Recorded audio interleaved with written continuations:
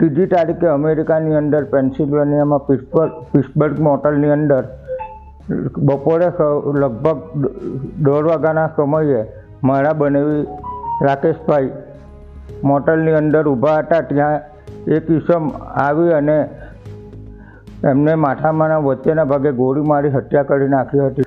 આ મારા બનેવી જોડે જે રાકેશભાઈ જોડે જે ઘટના બની એ ખૂબ દુઃખદ અને ડરામણી ઘટના છે। તે બાબતે જો ત્યાંની પોલીસને એવી માંગ કરું છું કે એમના પર સખત કાયદેસરની કાર્યવાહી કરવામાં આવે। ત્રીજી તારીખે અમેરિકાની અંદર પેન્સિલ્વેનિયામાં પિટ્સબર્ગ મોટલની અંદર બપોરે લગભગ 1:30 વાગ્યાના સમયે મારા બનેવી રાકેશભાઈ મોટલની અંદર ઊભા હતા। ત્યાં એક ઈસમ આવી અને એમને માથામાં વચ્ચેના ભાગે ગોળી મારી હત્યા કરી નાખી હતી।